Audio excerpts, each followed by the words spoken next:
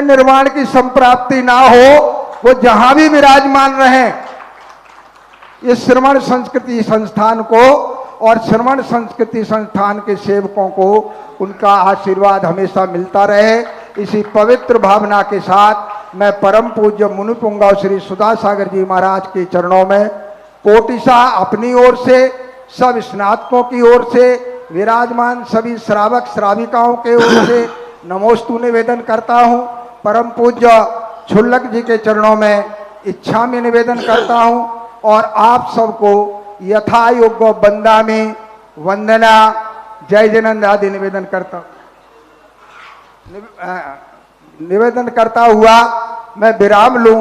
इसके पहले परम पूज्य मुनि पुंगव श्री सुधा सागर जी महाराज के चरणों में विनम्रता पूर्वक हम सब की ओर से प्रार्थना करते हैं कि परम पूज्य मुनि पुंगव श्री सुधा सागर जी महाराज हमें अपने आशीर्वाद से उपकृत। पंच परमिष्टि भगवान की, आचार्य श्री गुरुवर कुंद कुंद महाराज की, आचार्य श्री गुरुवर विद्यासागर महाराज की।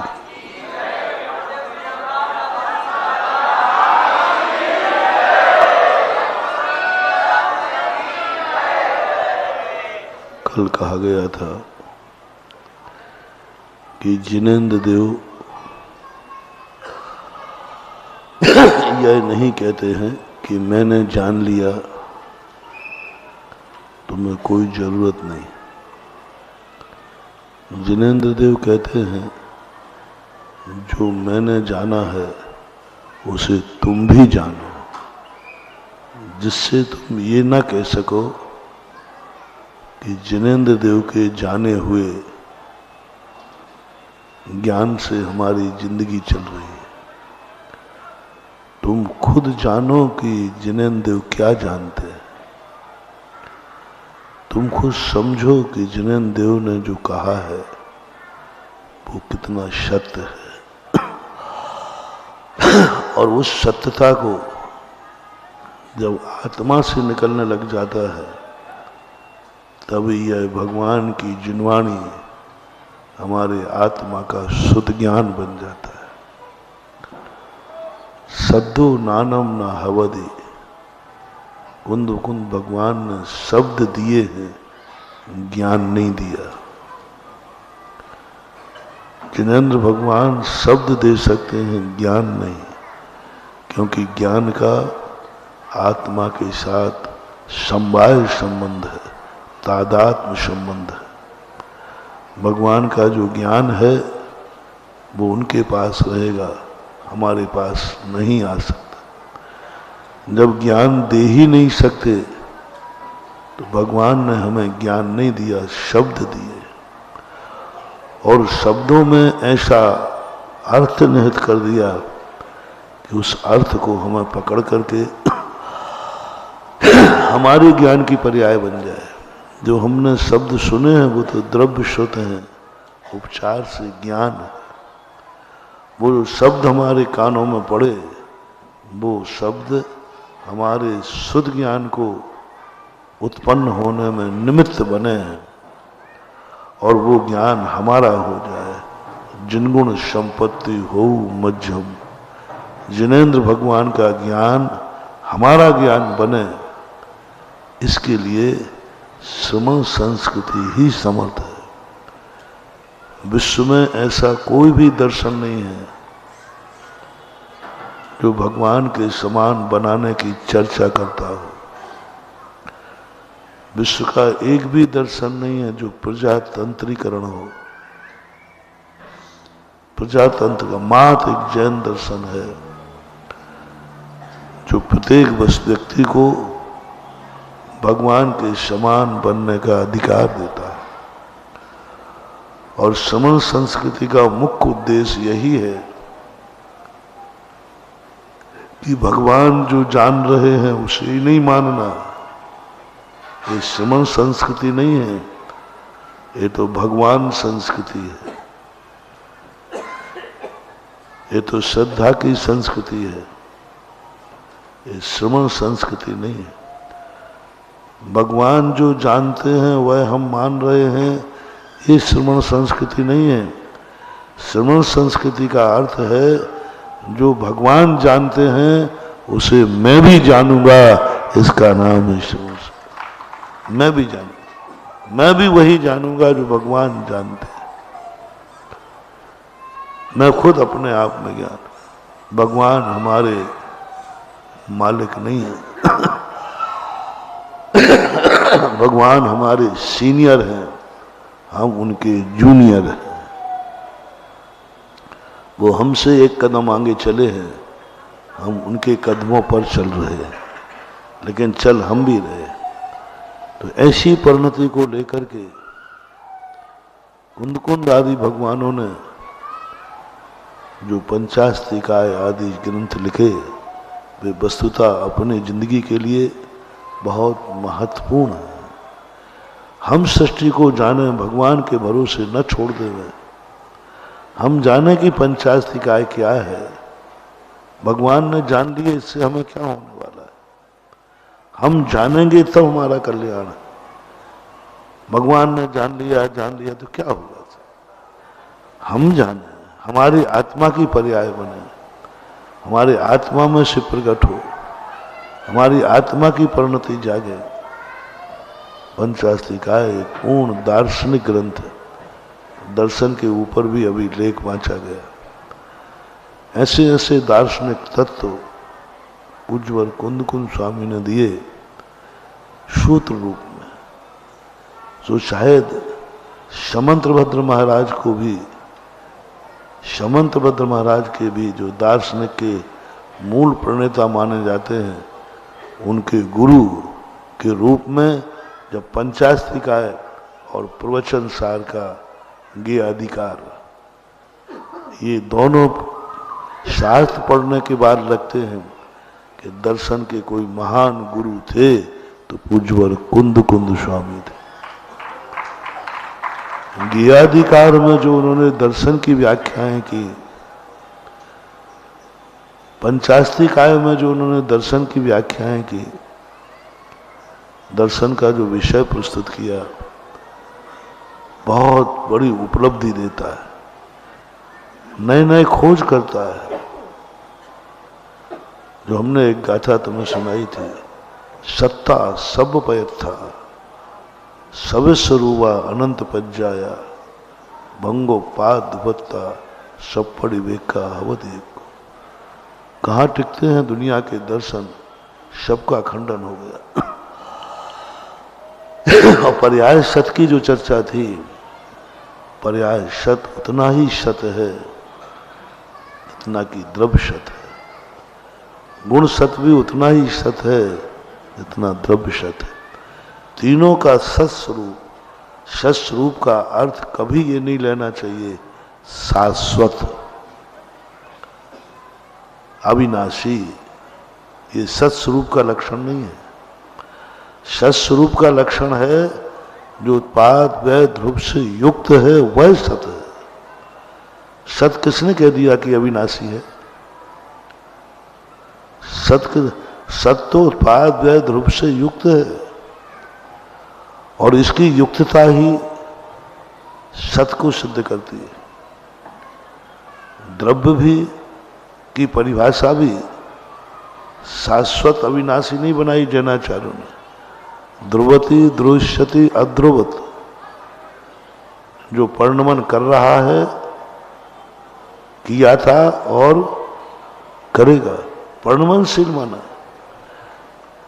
लेकिन जो द्रव्य का जो अस्तित्व गुण है, अस्तित्व गुण जो है द्रव्य की त्रिकालिक अस्तित्व रखता है। अस्तित्व गुण अलग है, सत गुण नहीं है, लक्षण है। अस्तित्व गुण है, लक्षण नहीं है। द्रव्य का लक्षण सत कहा, अस्तित्व नहीं कहा, अस्तित्व गुण कहा। वो लक्षण नहीं हो सकता। और सत जो है वह गुण नहीं हो सकता। द्रव्य के किसी भी गुणों में किसी भी आचार्य ने सत को गुण नहीं कहा। किसी भी आचार्य ने नहीं लिखा कि सत नाम का कोई गुण है, और किसी भी आचार्य ने अस्तित्व को नकारा नहीं। सीधा अस्तित्व लक्षण बना देते? नहीं, अस्तित्व जो है वह उत्पाद व्यय द्रव्य से युक्त नहीं होता। वो मास सत्ता स्थापित करता है अस्तित्व को, अस्थि को स्थापित करता है। और सत्व निरंतर परिवर्तनशील, निरंतर परिवर्तनशील होते हुए भी अपने आप को नहीं मिटने देना, यह सत कहलाता है। इसलिए अस्तित्व गुण और सद्गुण की जो व्याख्या पूज्यवर ने की है वो एक हमारे लिए बहुत बड़ी थी। उन्होंने कहा नहीं, आप गुणों की तरफ मत जाइए, आप सत को पकड़ो, सत्ता को पकड़ो, गुणवत्ता को नहीं। पंचायती काय में गुणवत्ता को नहीं पकड़ना है, सत्ता को पकड़ना है। गुणवत्ता अलग चीज है। गुणवत्ता हमें एकाकी बनाती है और सत्ता हमें व्यापक बनाती है। गुण का जब हम ध्यान करते हैं हम अवान्तर सत्ता में आ जाते हैं, और जब हम सत्ता का ज्ञान करते हैं तो हम महासत्ता के रूप में परिणत हो जाते हैं। पंचायती काय और प्रवचन सार का गेय अधिकार हमें उस त्रियक सामान्य में फैलाती है। फैलते जाओ, भेद को मिटाते जाओ, मिटाते जाओ और महासत्ता को पकड़ो। अस्तित्व वस्तित्व आदि ये ध्यान के विषय नहीं है, ये ज्ञान के विषय है। अस्तित्व वस्तित्व द्रव्यत्व प्रमेयत्व प्रदेशत्व ये सब ज्ञान के विषय हैं, ये अनुभव के विषय नहीं है, ये आनंद के विषय नहीं है। ये तो एक व्यवस्था है, एक व्यवस्था है जिसका हमें ज्ञान करना है। अस्तित्व नास्तित्व वस्तित्व आदि गुणों से हम अनंत आनंद प्राप्त नहीं करते। पंचायती कायकार कहते हैं तुम सत्ता को पकड़ो, और जिस दिन तुम सत्ता में विलय हो जाओगे उसी दिन तुम परम पारणामिक परमानंद को प्राप्त हो जाओगे। महासत्ता ये अनुभव का विषय है। श्रमण संस्कृति महासत्ता को प्राप्त कराती है, श्रमण संस्कृति महासत्ता को प्राप्त कराती है, ज्ञान को नहीं। ज्ञान कराता है समझो ये द्रव्य क्या है, कितने गुण हैं, कितने द्रव्य हैं, कितनी पर्याय है। और श्रमण संस्कृति कहती है तुम अनुभव करो इसमें कितना आनंद है। तो ये श्रमण संस्कृति जब संस्थान का नामकरण किया तब भी यही बात आई। ध्रुव शब्द की व्याख्या बड़े बड़े विद्वान लोग, अन्य दर्शनकार भी ध्रुव को नहीं समझ पा रहे। और ध्रुव को जब पूज्यवर ने पर्याय के रूप में लिया तब दुनिया की आंखें खुली। फिर भी आज भी लोग कोई गुणों को ध्रुव मानता है, कोई अस्तित्व गुण को मानता है, कोई कहता है अस्तित्व गुण ध्रुव है। नहीं, अस्तित्व गुण है, ध्रुव पर्याय है, जिस पर हमने थोड़ा सा परमाणु और स्कंद को लेकर बीच में समझाने की बात कही थी। तो ऐसे बारीक तथ्यों को समझो। जब हमने ग्रंथ हम स्वाध्याय के लिए देते आपको साल भर के लिए, लेख तो बांचे गए कुछ कम लोगों पर, बहुत कम लोगों पर बांचे गए। दूसरा लेख बांचा गया था आपका प्रदीप जी ने बांचा था, जिसके संबंध में दर्शनोपयोग की बात कही। दर्शनोपयोग को निर्विकल्प कहना कुंदकुंद स्वामी ने कहीं भी दर्शनोपयोग को निर्विकल्प नहीं कहा, कहीं भी नहीं कहा, निराकार कहा। साकार और निराकार। कुंदकुंद स्वामी ने नहीं कहा कि वो निर्विकल्प है, सविकल्प है, आत्मग्राही, परग्राही, स्वयग्राही। ये सारे लक्षण बाद में बने हैं, बाद में आए। दर्शनोपयोग की चर्चा कुंदकुंद स्वामी ने आकार, साकार और निराकार, सामान्य। निराकार का अर्थ होता है भेद, निर्विकल्प नहीं, भेद। निर्विकल्प शब्द जो हमारे यहाँ आया है वो कसाय से रहित के आया है। निर्विकल्प शब्द जो आया है वो वीतरागता के लिए आया है। और जो निराकार शब्द आया है, दर्शनोपयोग के समय भी व्यक्ति सविकल्पी है, मिथ्या दृष्टि है, कसायों से युक्त है। यदि पूर्ण निर्विकल्प मान लेंगे तो दर्शनोपयोग के समय निर्बंध दशा हो जाएगी, कर्मों का बंध ही रुक जाएगा। लेकिन दर्शनोपयोग में भी निरंतर कर्मों का बंध होता है। एक अंतर मुहूर्त है दर्शनोपयोग का काल। इतने काल क्या बंध से रहित रहेगा जीव? नहीं, बंद कर रहा है। बंद कर रहा है तो कसाय के बिना बंद नहीं हो सकता, योगों की चंचलता के बिना बंद नहीं होता। जब कसाय उपयोग में है, योगों में चंचलता है, तो निर्विकल्पता कहां से आ गई? एक अंतर मुहूर्त तक कितनी कर्मों का बंध होता है। उस समय कसाय उपयोग में है। दर्शनोपयोग भी कसाई है,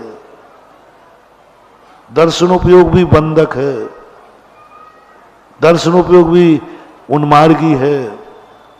फिर वो निर्विकल्प शब्द की स्थिति विचारणी होती है। लेकिन निराकार शब्द जो है, हम निराकार के प्रति कसायवान हो सकते हैं। हम निराकार के प्रति हमारी कसाय भड़क सकती है। हमें कुछ भी समझ में नहीं आ रहा है, हमारी कसाय भड़क गई। क्या ये कुछ दिख ही नहीं रहा है, हम कसाय भड़का सकते हैं और निराकार बन। आत्मा के परिणामों की अपेक्षा से निर्विकल्प नहीं है, ज्ञेय के संबंध में वो निर्विकल्प है। जिस पदार्थ को वो जान रहा है, उस पदार्थ के ज्ञान के संबंध में आकार आदि निर्विकल्प है। अंदर से तो दर्शनोपयोग भी कसाई है, दर्शनोपयोग में भी कसाय है, और वो कसाय अपना बंद कर रही है। तो ऐसी व्याख्या को लेकर के पंचाशरी का एक ग्रंथ हमने गोष्ठी में पिछली बार मेरे ही मुख से कहलवाया था। तो मैंने कहा था लेख जितने वाचन करेंगे, लेकिन सबके लिए मैंने कहा था पूरी साल भर प्रत्येक स्नातक पंचाशरी काय का स्वाध्याय करेगा। लेख वाचक ही नहीं, ईमानदारी से बताओ कितनों ने स्वाध्याय किया पंचाशरी का, लेख के अलावा जिनका लेख नहीं है। देखो कितने लोग हैं। इसका अर्थ है कि अब आज के बाद हम तुम्हें कोई होमवर्क देंगे ही नहीं। अब हमने खुद कहा था पंचाशरी काय को हर व्यक्ति को स्वाध्याय करना है। निमिंद लिखाना हमारा कर्तव्य नहीं है, लेख लिखाना हमारा का भाव नहीं है। ये तो एक तुम्हें प्रशिक्षण दिया जा रहा है सीखने के लिए। मेरा भाव था कि स्नातक परिषद का आज पूरे छात्र पंचाशरी काय को कंठस्थ करके दिखाते। और मैं पूछता कि भाई पंचाशरी काय छोटा सा ग्रंथ है, कंठस्थ करके सुनाओ अर्थ सहित। जूनियर स्नातक आएंगे वो अभी समय सार सुनाएंगे। यानी सीनियर का अर्थ है बुद्धू हो जाना, जूनियर का अर्थ है बुद्धिमान हो जाना, है ना। स्वाध्याय करने के लिए कहा था, करो स्वाध्याय। इस बहाने से स्वाध्याय हो जाएगा। इस बहाने तो समझो, तुम प्रश्न करने लायक 10-5 लोगों के अलावा लेख सुनते हैं, इनको समझ में कुछ नहीं आता। जब इनको समझ में नहीं आएगा तो इनको क्या खाक समझ में आएगा? तुम्हें समझना है। और आज यदि तुम पंचाशरी काय पढ़ के आते, स्वाध्याय करते, तो बहुत बड़ी बात है। पंचाशरी काय जैसा ग्रंथ भली आध्यात्मिक आचार्य दर्शन पर चर्चा कर लें, बहुत बड़ी उपकारी चीज होती है।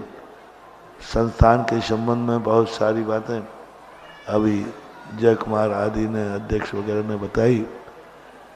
ये परिकल्पनाएं जो हैं ये हमें बहुत दिन से चलती थी।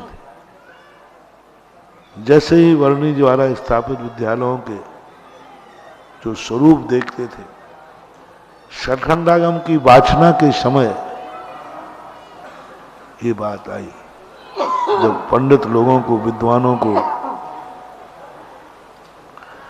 देखा ग्रंथ वाचन करते समय, तब आता था कि आज भी ऐसे विद्यालय होना चाहिए। सन 1980 में ये भाव आया था, जब मैं क्षुल्लक अवस्था में था, और उस समय ये बात सामने आई थी। पंडित जी साहब थे, पन्नालाल जी साहब, तब हमने उनसे कहा था, क्या आज भी ऐसे विद्वान तैयार होते जैसे आप हो? बोले नहीं महाराज जी, आज तो ये सब नकल पट्ट करके पास होते हैं, ये तो डिग्री मांगते हैं, इनको पढ़ाई लिखाई से कोई मतलब नहीं है।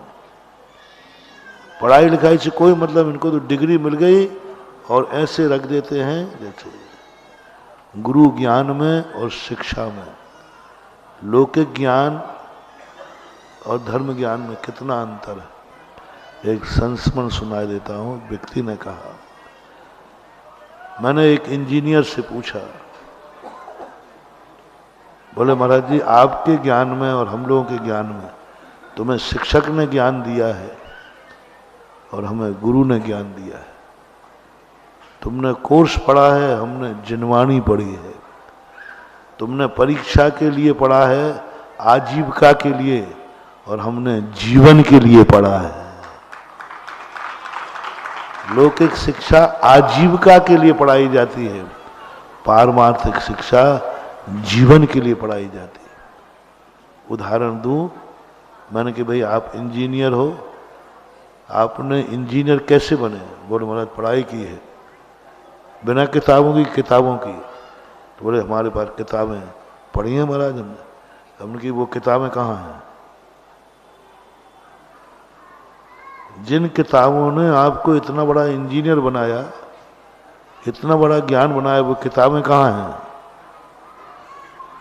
बोले भाई वो किताबें आप पहली बार कोई पूछ रहा है, और वो किताबें तो परीक्षा के बाद ही रद्दी में बेच दी।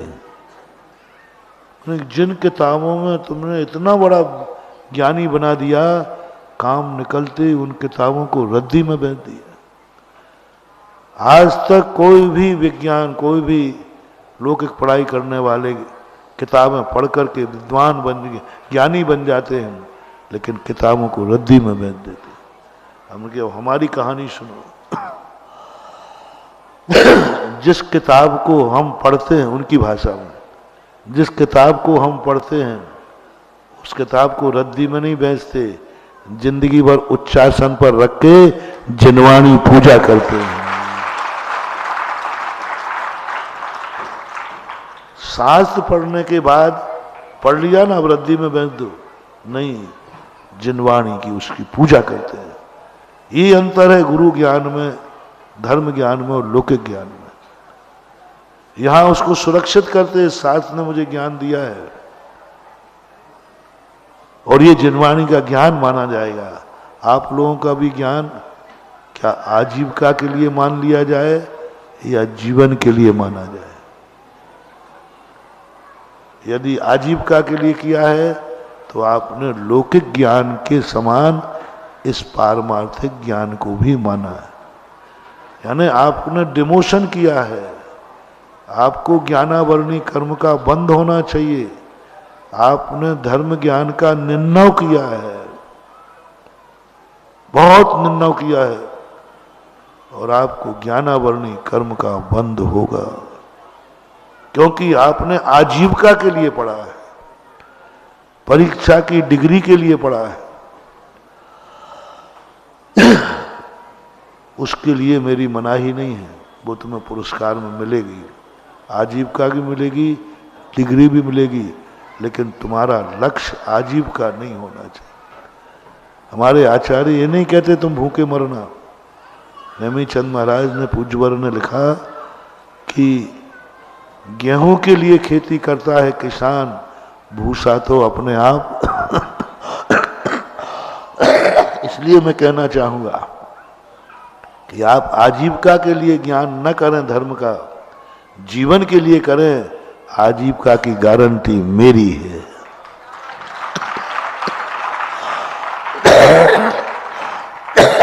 आजीविका की गारंटी जिनवाणी माँ की है। आजीविका की गारंटी जिनेन देव की है। भूखा रख करके जीवन नहीं बच सकता। जीवन को, लेकिन तुम्हारा लक्ष्य जीवन होना चाहिए। और जीवन यदि तुम्हारा लक्ष्य है तो आप कभी भी किताब पढ़ने के बाद भूलेंगे नहीं। शास्त्र पढ़ने के बाद वो शास्त्र तुम्हारी जिंदगी में रहेगा। और यदि तुमने आजीविका के जीवन के लिए पढ़ा है तो जिंदगी भर आपका स्वाध्याय होना चाहिए। इसलिए मैंने परीक्षा की थी पहली बार इस बार कि देखें तुम लोग आजीविका के लिए पढ़ते हो या जीवन के लिए पढ़ते हो, प्रवचन के लिए पढ़ते हो या अपने आत्म कल्याण के लिए पढ़ते हो। ये परीक्षा थी एक बार। और यदि यही कोर्स में रख दी जाती पंचास्तिकाएं तो बोलो ना, बोलो ना, पढ़ते कि नहीं पढ़ते। यदि डिग्री पंचास्तिकाएं नहीं पढ़ोगे तो डिग्री नहीं मिलेगी तो पढ़ते, तो पढ़ते। वो पढ़ना नहीं कहलाता। मेरा एक सैंपल सगुन उठाना था कि विद्यार्थी संस्थान में आजीविका के लिए पढ़ने आते हैं या जीवन का उद्धार करने के लिए आते हैं। यदि तुम लोग ईमानदारी से पंचास्तिकाय का स्वाध्याय करके आते, आज हमारा सीना 56 इंच का हो गया होता। केशवराज हमारे जो भक्त हैं, जो संस्थान वाले हैं, ये आजीविका के लिए नहीं, डिग्री के लिए नहीं, स्वाध्याय किया है पंचास्तिकाय का। 10 मिनट भी यदि प्रतिदिन देते तो भी तुम पढ़ सकते थे। लेकिन आपने तो महाराज की वाणी को भी, हाँ महाराज का काम तो क्या नहीं है, संस्थान को भी है। अभी तो मेरी वाणी को दरकिनारे रखा। उम्मीद तो ये कल के दिन तुम हमें भी दरकिनारे रख दोगे। भैया ये तुम्हारे महाराज हैं जिन्होंने तुम्हें संस्थान खोलकर आशीर्वाद दिया। हाँ हुए होंगे, दिए होंगे। महानुभाव, ऐसी गलती बहुत बड़ी गलती, बहुत बड़ी। अब या तो आप अपनी गलती स्वीकार करो तो मैं आगे आपको अधिवेशन कराएंगे या उपदेश देंगे, अन्यथा आज ही अंतिम। क्योंकि मैं हर छात्र को आजीविका देना चाहता हूं, लेकिन जीवन उद्धार के साथ। बोलो, आपने जो पंचास्तिकाय के स्वाध्याय की बात कही थी, वो हमारे पास नोट डायरी तो है नहीं, लेकिन दिमाग पता नहीं क्यों सबके लिए कहा था स्वाध्याय। तो ये आप रूटिंग में महाराज हम तो ऐसे ही रहेंगे, हम स्वाध्याय नहीं करेंगे। हमें तो डिग्री और आजीविका चाहिए थी, वो मिल चुकी, अब आप वापस भी नहीं ले सकते।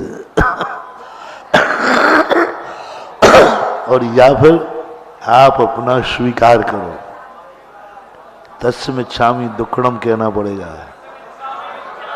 अभी कुछ लोगों ने हाथ नहीं उठाए, थोड़ा और हाथ नहीं उठ रहा है। थोड़ा भैया इनकी वीडियो बना लेना थोड़ी, अभी क्या हो रहा है। तो अब गलती तो हो ही गई। अब प्रतिक्रमण के बाद एक प्रायश्चित होता है। प्रतिक्रमण हो गया, तस्मिच्छामि, आई एम सॉरी प्लीज। अब सब लोग, प्रायश्चित दिया नहीं जाता, प्रायश्चित लिया जाता है। आप लोग प्रायश्चित लेवें तो बात बनेगी। आप प्रायश्चित के लिए हाथ उठाओ। कौन कौन ले रहा है? ओ मोबाइल वाले,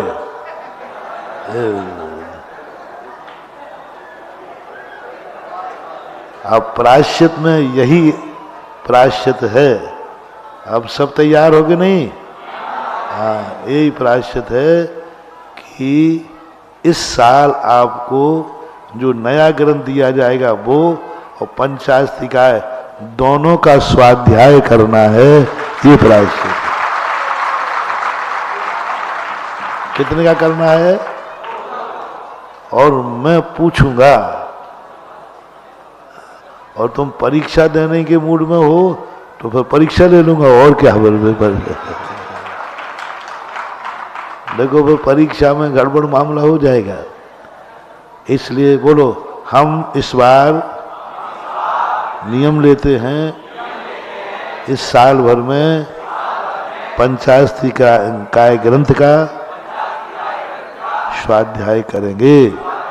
साथ ही जो नया ग्रंथ इस बार निश्चित किया जाएगा उसका भी स्वाध्याय करें। हमें स्वाध्याय कराना है, याद करो या नहीं करो, समझ में आवे या नहीं आवे, हमें तो इतना चाहिए पहले पन्ना से आखिरी पन्ने तक तुम एक बार पढ़ लो, बस पढ़ लो, और ज्यादा नहीं। जितना होना होगा ग्रहण हो जाएगा, जितना याद करने का मन हो कर लोगे, पर पढ़ो। पढ़ना मेरा काम यही है कि हम दिखाना चाहते हैं जिनवाणी माँ को, हे माँ तुझे मैंने रोजी रोटी के लिए नहीं पढ़ा है, मैंने जिंदगी के जीवन के लिए पढ़ा है। तभी देखो ना, परीक्षा के बाद भी मैं स्वाध्याय कर रहा हूं। इससे जिनवाणी का बरद हस्त आपको मिलता रहे। अभी सबके लिए यही आशीर्वाद है। संस्थान की जो परिकल्पना की बात थी, वो परिकल्पना बात उस समय मेरे मन में आई थी। सांगानेर के संबंध में जब मैं वहाँ गया तो वहाँ संस्थान की कुछ छात्रावास था मनिहारों के रास्ते में। देखकर मैंने यही कहा था, बकरियां यहाँ भी नहीं रहेंगी। तो उन्होंने यही कहा, महाराज हम यही बड़ी मुश्किल से चला पा रहे हैं, यही बड़ी मुश्किल से चल रहे हैं। कमेटियों से कहा, सब लोग, यही बड़ी मुश्किल से चल पा रहा है। तब मैंने कहा ये तो बिल्कुल ठीक नहीं। वहां से मन में टीस लग चुकी थी, वहीं पर मैंने सोच लिया था। फिर बाद में आकर के जब वो घटना घटी जो जय कुमार जी सुनाया, छुपाया मत करो, ये यथार्थ घटना है, बस उसका नाम मत लो। और ये न्याय दीपिका की 7 किताबों में से महाराज जी का फोटो फाड़ करके पैरों से कुंदाया। उस बच्चे के आंसू आज भी मेरे सामने हैं, आज भी मेरे सामने। मैंने कि ऐसी फोटो के साथ में ऐसा दुर्व्यवहार तो कोई श्रमण विरोधी मुसलमान भी होगा तो भी नहीं करेगा जो आप यहाँ किया। बस उस दिन मैं रात भर सोया नहीं। मैं किसी की परिकल्पना को साकार नहीं करता, क्योंकि मेरी परिकल्पनाएं इतनी हैं कि मैं उन्हीं को पूरी नहीं कर पाता। मैं स्वयं ही कल्पना करता हूं और उन्हीं को पूरी करने का सोचता हूं। तो बस उस रात में जो परिकल्पना बनी, सुबह प्रवचन हुआ, एक दिन के प्रवचन में ही श्रमण संस्थान, और आज जो कुछ भी है वो सब कुछ आप लोगों ने याद दिलाया, इसलिए वो ये दिन याद रहा। बाकी हमारे भविष्य में हमें इतने काम हैं कि अतीत को कौन याद करता है। वो तो आप लोगों ने आज चर्चा की तो याद आ गई। मुझे तो आगे भविष्य दिखता है। मैं किसी भी कार्य को करने के बाद मेरे मन में एक ही भाव आता है, जो नीति है, फूल चुनने के लिए रास्ते में मत रुको, आगे बढ़ो, गुलदस्ता इंतजार कर रहे हैं।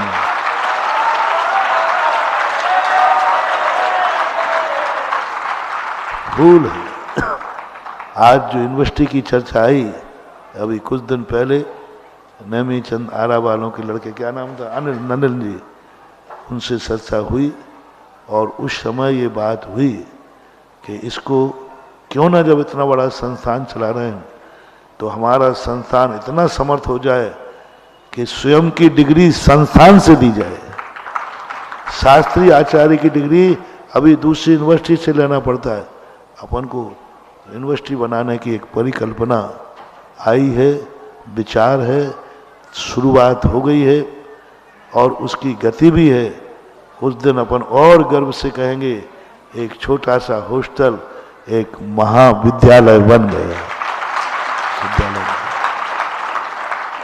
और जब शुरुआत हुई है तो फल भी, आप सब लोग भी भावना भाव कि जिस संस्थान से आप पढ़े हैं, एक दिन ये महाविद्यालय विश्वविद्यालय के रूप में आपको खुद देख सकें, सुन सकें। ये तो 5 साल की कह रहे हैं, हो जाए बहुत अच्छा है, बहुत कार्य है। आप सबके लिए आशीर्वाद महावीर भगवान की।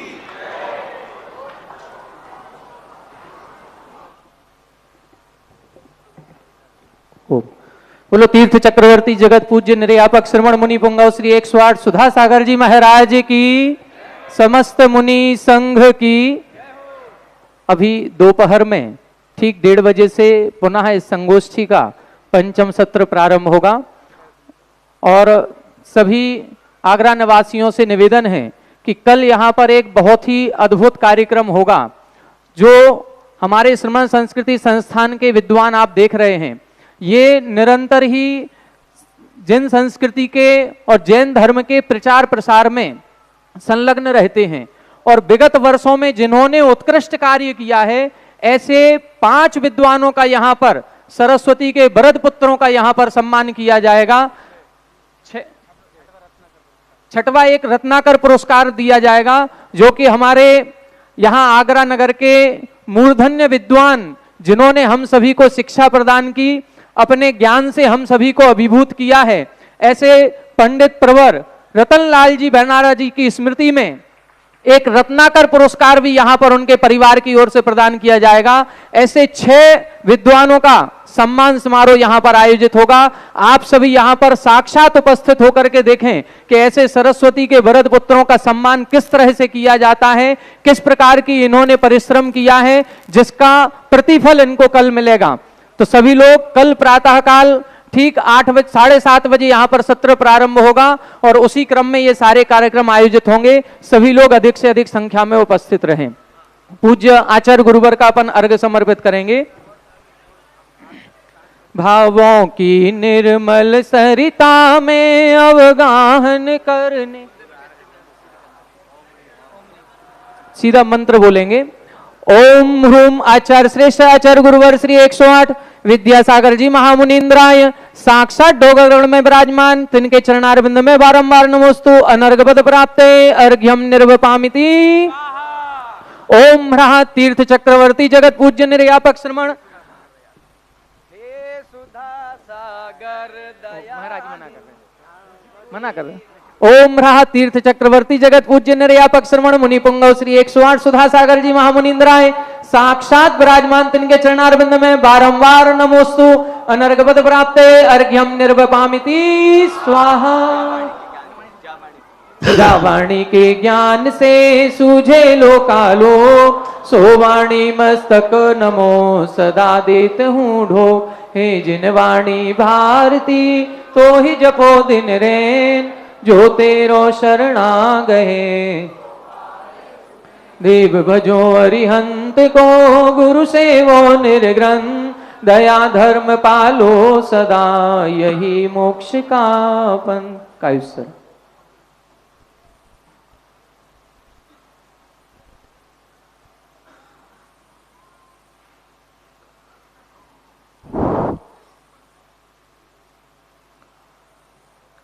दोपहर के सत्र में क्या है डिस्कशन? सभी स्नातक ध्यान दें। दोपहर में 1:30 से हमारा पंचम सत्र स्टार्ट हो जाएगा। उसमें सत्र अध्यक्ष होंगे हमारे स्नातक परिषद के अध्यक्ष श्रीमान सौरभ जी रायपुर। पहले इसमें कार्यक्रम क्या है? ये 2 आर्टिकल होंगे महाराज जी, और हमारा खुला अधिवेशन है। हाँ, खुला अधिवेशन है। जो लोग नहीं बोल पाते हैं वो लिख करके अपने विचार, अपने शिकायतें रख सकते हैं। जिस संबंध में जो हो वो लिख करके रखें, अच्छी बातें हैं। सुझाव भी रख सकते हैं, और क्योंकि बोलने का सबको मौका नहीं दिया जा पाता है, क्योंकि बोलने को कोई माइक पकड़ता है तो टाइम ज़्यादा लेता है। यदि आप लिखित में देंगे तो आपकी भावना को हम यहाँ से बाँच करके उसका समाधान कर देंगे।